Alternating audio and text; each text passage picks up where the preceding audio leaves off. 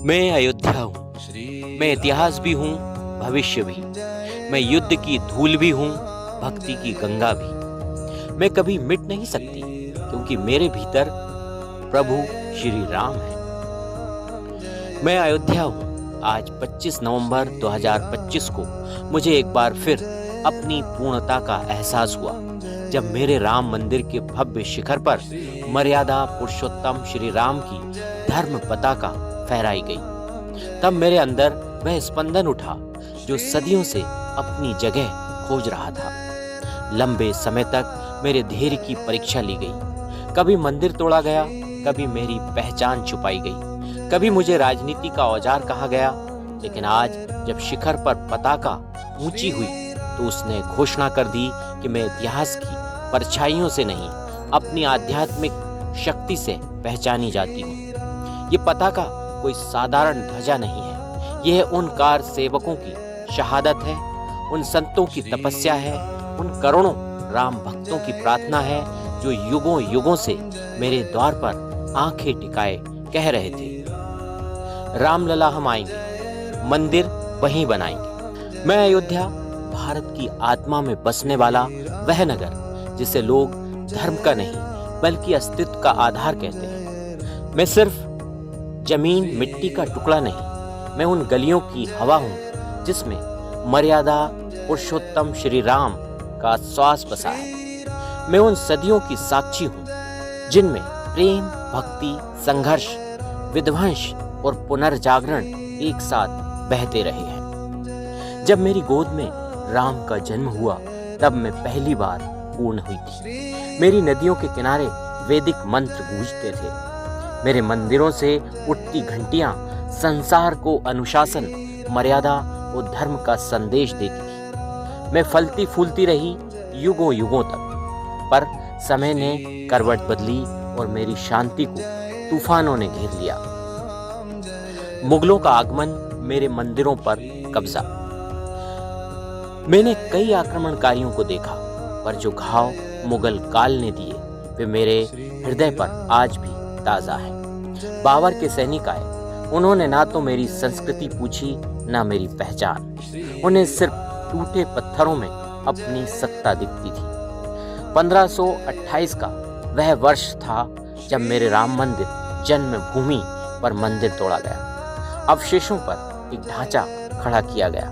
वह मस्जिद नहीं थी, वह मेरी चेतना पर रखा गया पत्थर था। उसी दिन मुझसे कहा गया, चुप रहो, पर मैं चुप नहीं रही। मेरी धड़कनों में राम नाम था। मेरे आकाश में उड़ते पक्षियों ने भी उस क्षण को भुलाया नहीं। मगर मेरे भक्तों से कहा गया कि राम यहाँ नहीं है। मुझे मिटाने वालों ने इतिहास के पन्नों में दाग लगाने की कोशिश की, जैसे मैं कभी थी ही नहीं। मैं उजड़ी फिर खड़ी हुई। कभी मेरी पहचान को धूल में मिलाया गया, कभी मेरी गलियों को वीरान किया गया। औरंगजेब के आदेश, स्थानीय प्रशासनों की कठोरता, सबने मिलकर मुझे कठोर करना चाहा। पर मैं मिट्टी नहीं, मैं स्मृति हूँ। मेरे भक्त मंदिरों के अवशेषों को छूकर रोए, कराहे, लेकिन उन्होंने हार नहीं मानी। शताब्दियों तक वे मेरी परिक्रमा करते रहे, बिना शोर के, बिना हथियार के, सिर पर आस्था लिए। मैं जानती हूँ उनके कदमों ने मुझे बार बार उठाया। मैं अयोध्या हूँ, राम मंदिर जन्मभूमि पर अधूरे सपनों की साक्षी। 1853 से 1857 तक मेरे मंदिर परिसर के आसपास झड़पें हुई। वो संघर्ष मेरे शरीर नहीं, मेरी आत्मा पर था। अंग्रेज आए और एक और विभाजन कर दिया, फेंसिंग के रूप में। उन्होंने कहा, यहीं पूजा करो, वहीं नमाज पढ़ो। उनके लिए यह प्रशासनिक समाधान था, मेरे लिए घावों का विस्तार। मैंने शिलालेखों को मुंह खोते देखा। मेरा इतिहास अदालतों में कागज बन गया। मेरे भक्तों से कहा गया, यह राजनीति है। जो राम के लिए खड़े हुए, उन्हें उत्पाती कहा गया। मैं अयोध्या हूँ। जो मंदिर पर टूटे, उन्हें इतिहास कहा गया। राम मंदिर आंदोलन मेरे पुत्रों का जागरण था। समय बदला, 20वीं शताब्दी आई और मेरे आंगन से उठी आवाज, जय श्री राम। यह कोई नारा नहीं था, मेरे हृदय की धड़कन थी। 1920 के दशक से मंदिर आंदोलन की चर्चा तेज हुई। भक्तों ने संकल्प लिया, सत्य का पुनः स्थापन करके रहेंगे। उसके बाद कभी अदालतों में बहस हुई, कभी सड़कों पर जुलूस निकला। 1984 मेरे लिए निर्णायक वर्ष था। राम जन्मभूमि मुक्ति समिति बनी। मैं गर्वित हुई कि आखिर मेरी पीड़ा शब्दों में बदली है। कार सेवकों का जनसमूह उठा, सफेद कपड़ों में नहीं, भक्ति के भगवा रंग में रंगा हुआ। उन्होंने मेरे आंगन में भजन गाया, रघुपति राघव राजा राम। 6 दिसंबर 1992 जब मेरी पुरानी छाया टूटी। मैं अयोध्या हूं। फिर वह क्षण आया जिसने इतिहास को चुनौती दी। 6 दिसंबर 1992 मेरी पुरानी छाया टूट गई। लोग मुझे समझाने लगे, यह राजनीति है। मैं मुस्कुराई। उन्हें क्या पता था, यह राजनीति नहीं, मेरी मुक्ति का आह्वान था। कुछ कार सेवक लौट कर नहीं आए। वे सनातन धर्म के सच्चे रक्षक थे। उनकी रक्त बिंदु मेरे ध्वज की केसरिया धार बन गई। आज भी जब हवा में राम नाम उठता है तो मैं उन्हें याद करती हूँ। वे मेरे भीतर बसे हैं। मेरा पुनर्जन्म आधुनिक भारत में मेरी पूर्णता।